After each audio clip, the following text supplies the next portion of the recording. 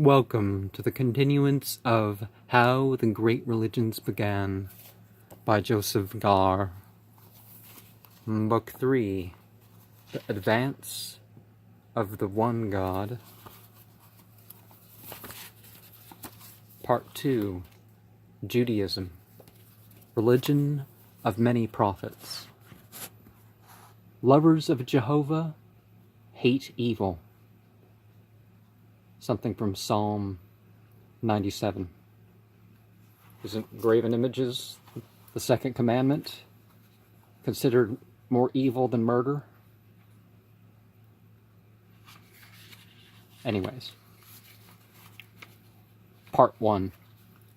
section 1 of part 2. The scattered people. There are many millions of people in the world today, and among them everywhere is scattered a nation known as the children of Israel, called Jews. Of course, now we know through genetics that 90 to 95% of the Jews, depending on the study, have no significant Semitic ancestry, and I mean by that 3,000 years ago, 95% of the Jews weren't Semitic.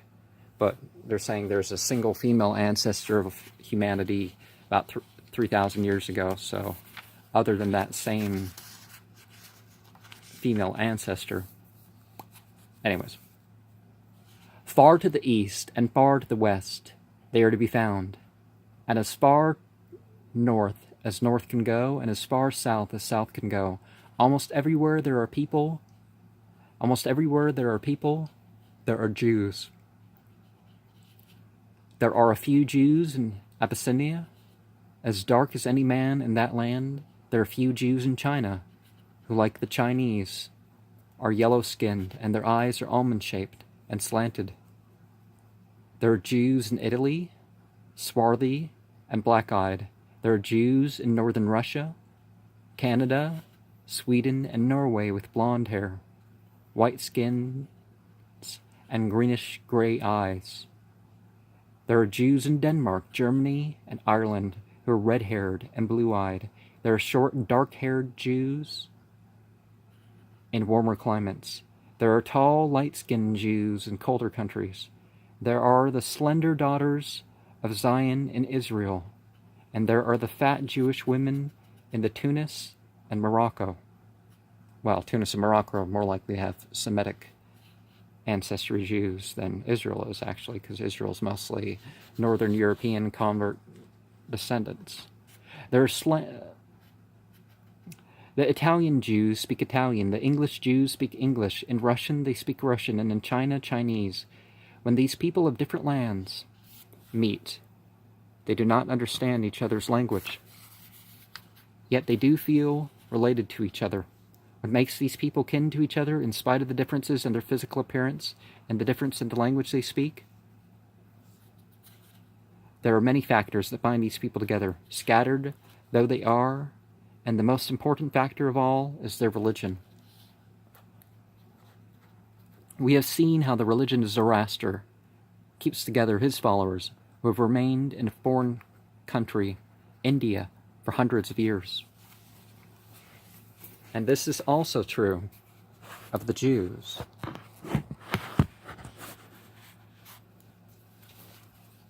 For centuries they lived scattered over the earth, yet they have been held together and kept alive by their religion.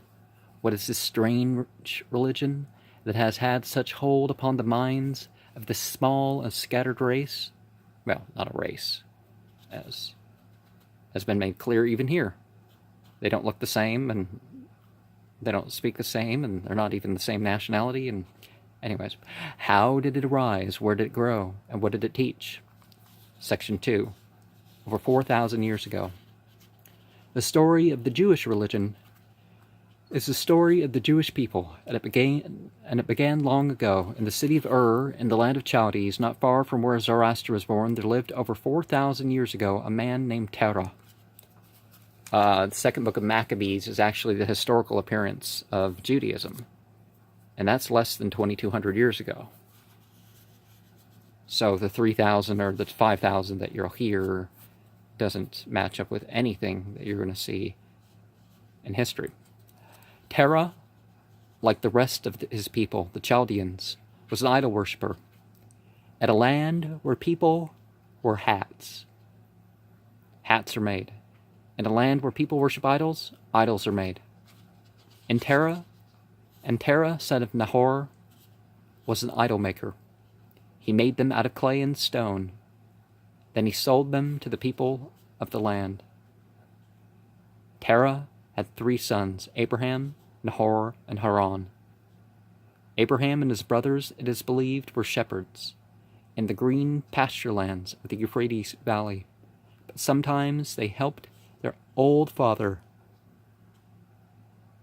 with the making of the idols.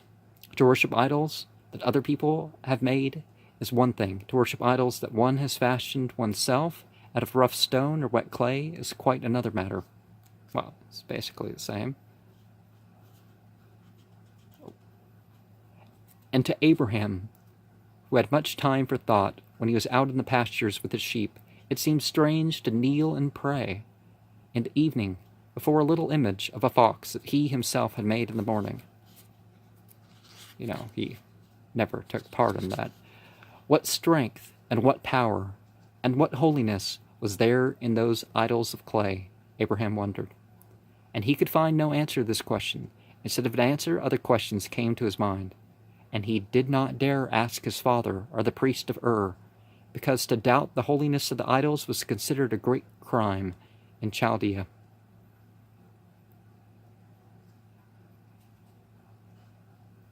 And calling him Chaldean based on the Keshdi, because they performed the Kushti, was sort of a slur. And you'll find certain slurs that have made their way into Tanakh to insult and to obscure. One day, when Abraham was left alone in his father's shop, he took an axe and smashed all the idols but one, and into the hands of the one he did not break, he placed the axe. Then Abraham sat down to see what would happen. What would happen? A little later, old Terah arrived. When he saw his ruined stock of idols, he became very angry. "Why did you break all the idols?" he demanded of his son. "I did not do it, father," Abraham replied. "That idol over there had a quarrel with the others, and in a rage he took the axe and destroyed them all, as you see." "That is not true," Terah shouted. "You know that these idols cannot quarrel, nor fight, nor move. It was you who did it. If it is true, as you say, that these idols cannot do anything, then what are they good for?" Abraham asked. Terah had never heard such a question asked about the idols before, and he did not know what to answer. "Why? They are to be worshipped," Terah muttered. "They have eyes, but cannot see. They have ears, but cannot hear. They have hands, but cannot move." Abraham said, "Then surely they are good for nothing, and that is why I broke them, father." Idols should not be worshipped.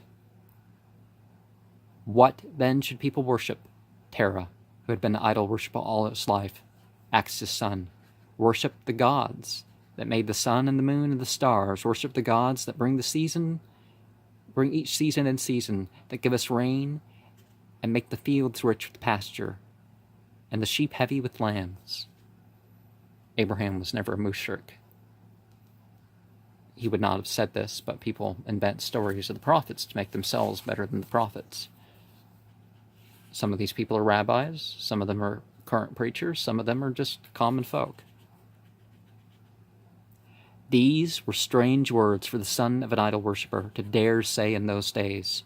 But when it came known in Ur what Terah's oldest son did to his father's idols, and what he said about them, it was no longer safe for Abraham and his family to remain in that land. So Abraham and his wife, and some of his relatives, and their male servants, and their female servants, and their flocks of sheep, and cattle, and all they possessed, left their birthplace and wandered north towards the land called Canaan. The people of Canaan called Abraham Ibri, Hebrew, meaning from across, the man who came across the Euphrates and the Tigris, and his family were called Ibris, Hebrews. These Hebrews differed from the rest of the Canaanites and Moabites and Amalekites and Amorites and all the tribes that lived far and near in those lands. They did not differ so much in their speech or in their appearance, but they differed from the rest of the people in that all the other tribes worshipped idols. But these Hebrews were followers of the teachings of Abraham, believing, as they did, that idols should not be worshipped. And initially, yeah, perhaps they were upon Abraham's path, but that doesn't mean that anybody who links themselves to that is so purely of Abraham's path. Aparu and the Arab, as it was called, were the names of these people. The Arab were the mixed people that were of different. They weren't part of the main nations. They weren't of Ur. They weren't Sumerian or Assyrian or Egyptian. They were, the go-betweens in the Semitic lands. Section 3. The rise of the children of Israel. Abraham, the idol breaker, had a son called Isaac. Isaac had a son called Jacob. Ishmael was the first son, as even the Bible has points that make that kind of clear. Jacob had the son of Isaac. Jacob, the son of Isaac, was also called Israel, and his children were called the children of Israel, or Israelites. Jacob, called Israel, had 12 sons. These 12 sons had many children, and their children had many children. Before very long, the Israelites were a large and powerful tribe. They were herdsmen and wandered from place to place in search of good pasture land.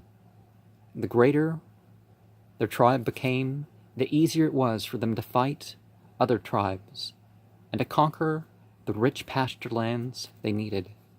Once a great famine came upon the land of Canaan and all the lands around, and the Israelites decided to go down to Egypt, where they had heard there was plenty of food and pasture for their flocks. When they came to Egypt, they were permitted to settle in the province of Goshen, close to the Nile River. For many years, the Hebrews from Canaan and the deserts of Shur lived happily in Goshen land in Egypt.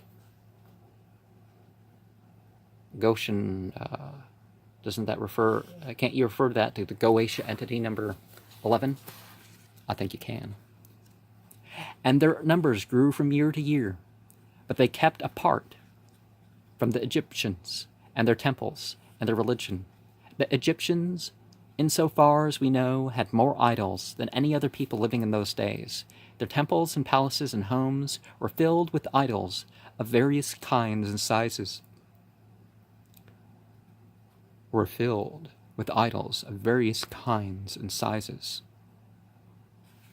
repeat things so the sound is right in case I can ever go back and edit these. They worshipped bulls and dogs, cats and crocodiles, fish and birds and beetles. Naturally, they disliked these Hebrews who would not worship their idols. They disliked them and also feared them. When the number of Hebrews became great enough, the Egyptians feared they might try to destroy the idols of Egypt. They were actually a significant minority, even after they left. But anyways, in the one area they weren't. The king called together his priests and magicians and wise men to ask them what to do about the Hebrews in their land, for their number grew too great and their power too strong.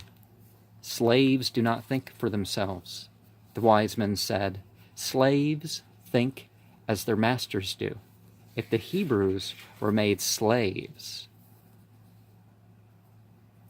They would think and believe as we do.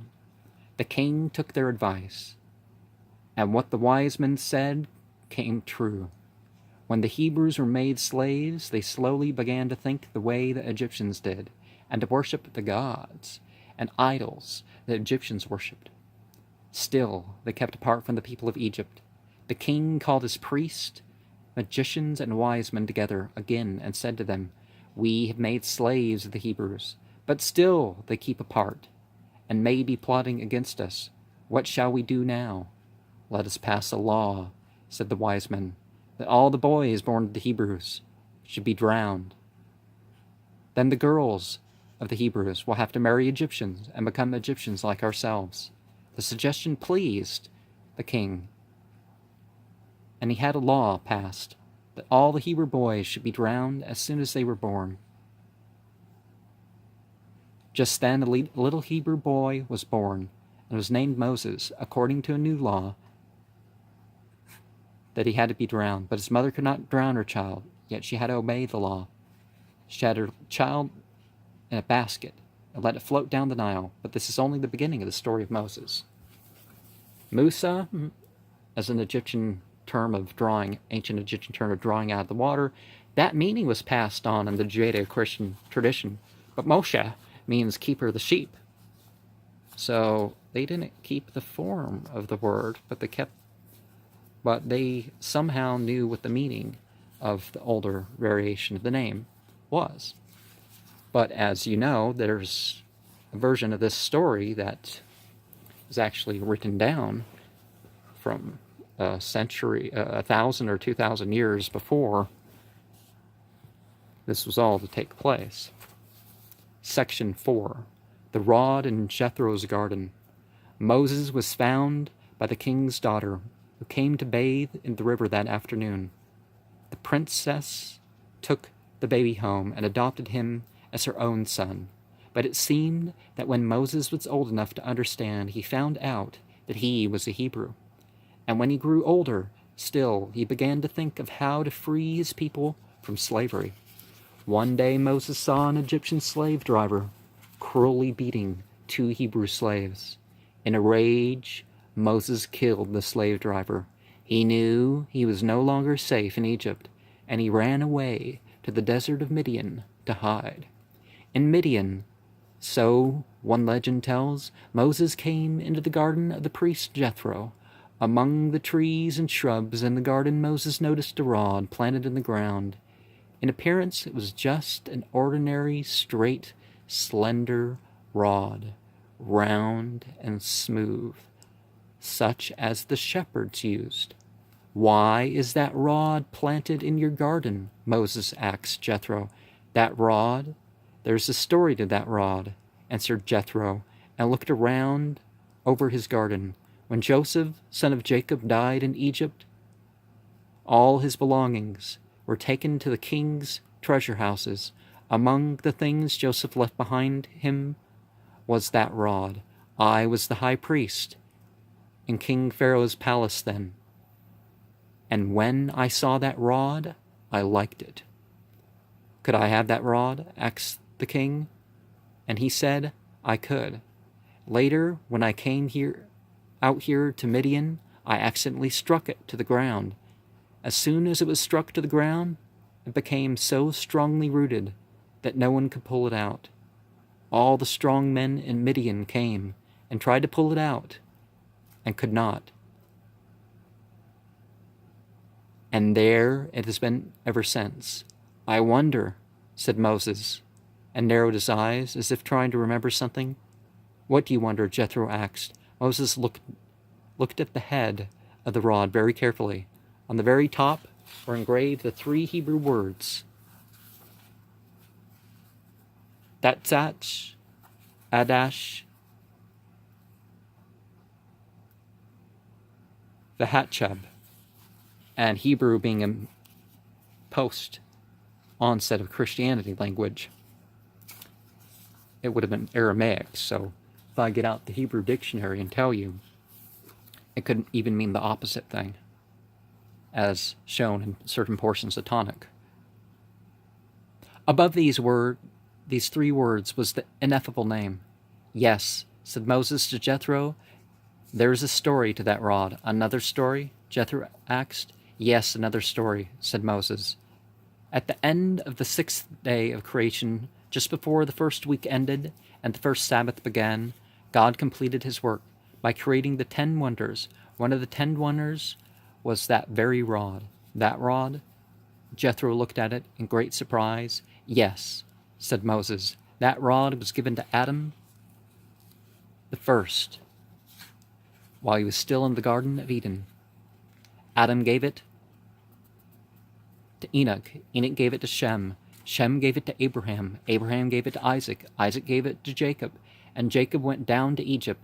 He took that rod along with him and gave it to his son Joseph. And there it is before you now. Moses was a stranger in Midian, and Jethro thought he was one of those wandering princes that tell marvelous tales. And how do I know that your words are true, Moses? Jethro asked. You said that no one, not even the strongest man in Midian, could pull that rod out of the ground, didn't you? Yes, replied Jethro. Moses walked over to the rod and pulled it out as easily as if it were an ordinary cane stuck loosely into sand. Then Jethro knew it at once that Moses must be a very great man, and he gave him his daughter Zipporah as wife. After his marriage, Moses remained in his father-in-law's house and helped Jethro look after his many flocks of sheep. And now, when such items exist, there's representation going on. So, consider the representative quality of such thing and such stories, even when you know they aren't literally true, right?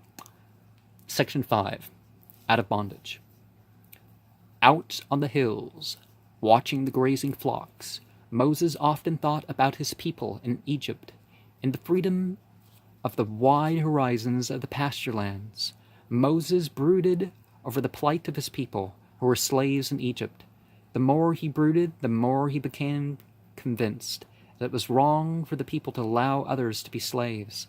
As long as my people are slaves, Moses thought, I cannot feel free. I am free, and they are slaves. It is my duty to go and free my people, Moses concluded. When his mind was fully made up and his plans completed, Moses left his wife and children behind in Midian and returned to Egypt, his birthplace. Together with his brother Aaron, he appeared before the king of Egypt and demanded that his people, the Hebrews, be freed from slavery. Who sent you here to demand that freedom of the Hebrews? The king asked. The Lord God of the Hebrews sent me to you, saying, let my people go, that they may serve me in the wilderness. Pharaoh opened his book of gods and began to read. There were such things because the religion was very complex at times. Or there could have been such a, this is the book of the gods, and this is where they are. There's encyclopedias of such things now. He read the names of all the gods of Egypt, and all the gods of Idum, and all the gods of Moab, and all the other gods. He read the book of the gods from beginning to end. Then he shook his head and said, I cannot find the name of your God in my book. I shall not let the Hebrews go from my land. When Moses came to Egypt, legend has it, he took the rod he found in Jethro's garden along with him. When Pharaoh refused to free the Hebrew slaves, Aaron whispered to his brother, what can we do now, Moses? Fear not, replied Moses, and pointed to the rod in his hand. You see that the first letter in the first word, Tetzach, is D. What does that mean? That stands for Dam, which means blood. Our God will bring the plague of blood upon the Egyptians. Then Moses turned to Pharaoh and said, Hear, O Pharaoh, with this rod I'll turn all the water in Egypt into blood before your very eyes. Remember the legends of King Arthur. Some of these could be Talmudic legends that were written down after people started saying that about King Arthur. Because King Arthur was like in the 6th century, the Common Era, right? Let me see you do it. Oh, wait. Then Moses turned to Pharaoh and said, Hear, O Pharaoh, with this rod I'll turn all the water in Egypt into blood before your very eyes.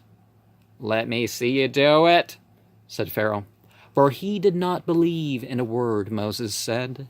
Moses turned the rod in a certain way, and at once all the brooks and streams and lakes and rivers in Egypt were turned into blood.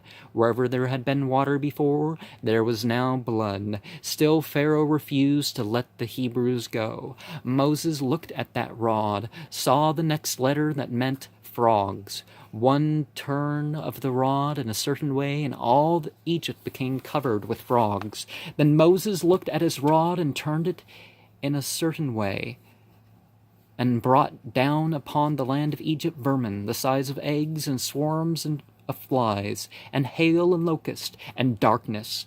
When Pharaoh still refused to let the Hebrews go, Moses raised his rod in a certain way, and brought down upon the Egyptians the last plague, the death of the firstborn, which may be an exaggeration, but if they slept in a certain way that allowed them to get more gas from some sort of incident, or if they were to be given more food when the food was going bad, they could have died wholesale, pretty close, at least in some.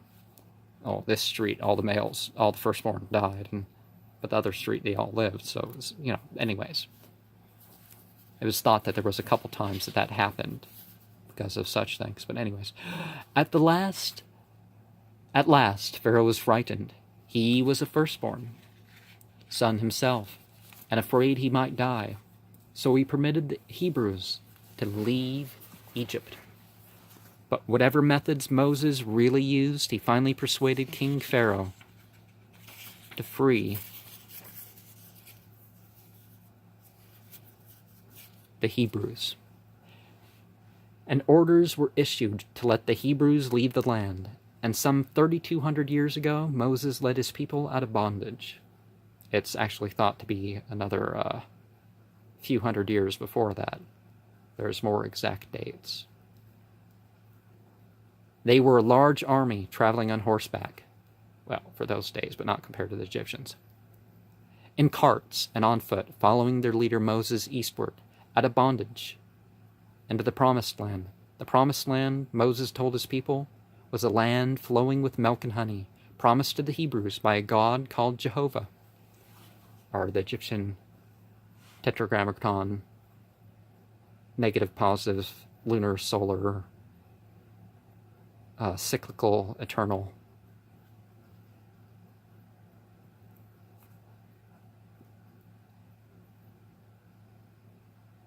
Yah, Ha, or other similar variations. Before going to the Promised Land in the north, Moses led his people to Mount Sinai in the south to make a covenant between Jehovah and the freed children of Israel. Yahweh, not Jehovah. There is no Jah amongst the ancient Israelites as far as their names. In Egypt there were many gods and idols, and people wished to see their gods could do so by going to the nearest temple. The freed Israelites thought that at the foot of Mount Sinai they would found their god in the form of a bull, a calf, or an owl, and they were very disappointed to see nothing but a mountain. Where is this God you have told us about, and who promised to bring us safely to the Promised Land? The people demanded. Unlike any other God is Jehovah, Moses replied, for they who see the face of Jehovah must die. Or maybe they're already dead.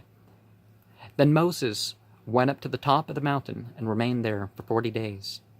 After 40 days he came down with what is known as the 10 Commandments of Jehovah. These commandments ordered the Israelites to have no other gods than Jehovah, to worship no idol or image of any kind, not to take the name of Jehovah in vain, to rest every seventh day in the week, and call that day holy, to honor their fathers and mothers, never to commit murder, never to commit adultery, not to steal, not to swear falsely or give false testimony, and not to envy other people and covet what they have. These commandments do not teach new ideas. The Egyptians knew and taught some of these ideas also. There were, however, two commandments that had never been heard of before by the tribes of Israel. Slaves in Egypt worked every day in the year, and now Moses commanded his people in the name of Jehovah, 6 days shalt thou labor and do all thy work, but the seventh day is the day of rest. But the most important commandment of all was the very first, I am Jehovah, thy God, which has brought thee out of the land of Egypt, out of the house of bondage. Thou shalt have no other gods before me. In this first commandment, it is not said that Jehovah was the only God in the world. What it said was that the children of Israel should have no other gods but Jehovah. That's the same thing. Of course, the guy who wrote this is Christian, right?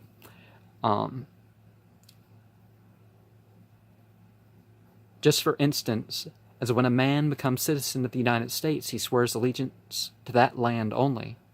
There are, of course, many other countries in the world, but this man swears to have nothing to do with any but this country. And so the first commandment made the children of Israel swear allegiance to Jehovah. It was an agreement between Jehovah and the Israelites. They would be Jehovah's chosen people, and Jehovah would be their only God. They were now ready to move on to the promised land.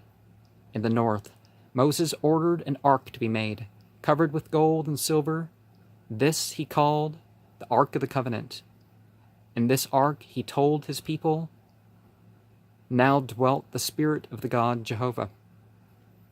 Shekinah is angelic presence more than anything else. There's a presence here. That doesn't mean the same thing.